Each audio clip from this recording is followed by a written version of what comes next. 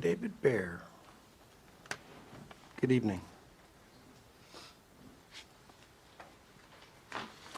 I appreciate, I read a letter that you sent to Tallahassee on a number of issues. Thank you for that. I appreciate it, and you're taking the time to do that. I wanted to speak on what was agenda item 400, which I know has been pulled, but I have a number of thoughts about it.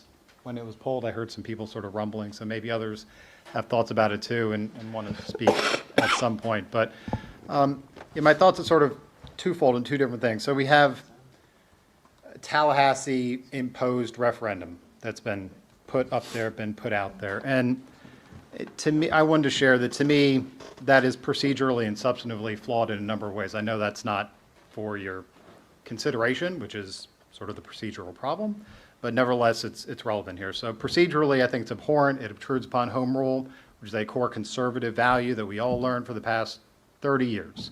It seems to have been forgotten by some people who claim to otherwise be conservative. But procedurally, Tallahassee should not be telling us here in Winter Springs, Seminole County, any local jurisdiction, how we organize and run our government. To do so is against everything Ronald Reagan and all of our conservative forebears taught us and that we profess to believe.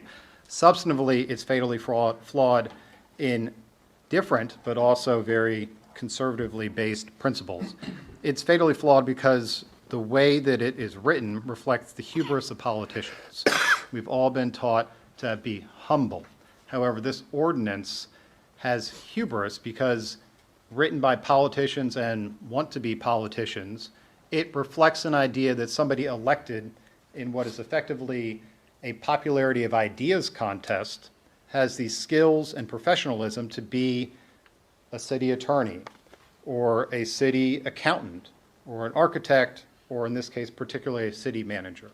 And no offense to any of you, but you're not professional technicians, you're politicians. And as a politician, you're elected to do a job, which is reflect the values of the people that voted for you, but you're not elected to be an attorney or a city manager. And so this referendum, which Tallahassee wants to impose upon us, provides this extraordinary power in one person, which we're not supposed to strike power in one person unnecessarily, to be a professional, which is a horrible idea.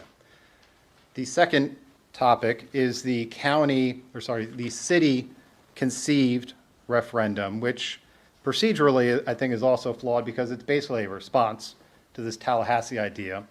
And basically we shouldn't give in to bullies. And substantively, it's flawed because it creates single member districts. Now, single member districts versus jurisdictional wide representation is not a new idea, and there are some benefits to single member districts. Orange County has single member districts. Seminole County does not. Really, by most accounts, the benefits of single member districts is that it ensures minority representation. And, sorry, my name is David Bear, I live at 921 Tuscaloosa Trail. I'm speaking on behalf of Lake Tuscaloosa Association as well as Save Rural Seminole. However, I will be very quick. So it ensures minority representation. It also accounts for very large jurisdictions to make sure that people functionally have a representative they can talk to. So if you are Orange County, for example, very large county, if you didn't have single member jurisdictions, it would be hard for somebody to have an individual to go to, like a go-to contact. Whereas by them having single member districts, you have more of a local base. Seminole County doesn't quite have that problem. It's a much smaller county. Much smaller than Seminole County is Winter Springs. The benefits that potentially are there for single member districts don't apply to Winter Springs at all. We're a pretty homogeneous community. Not aware of some pocket of minority, population that we want to make sure has representation here in that regard. And we're not so big that you guys all can't respond to everybody.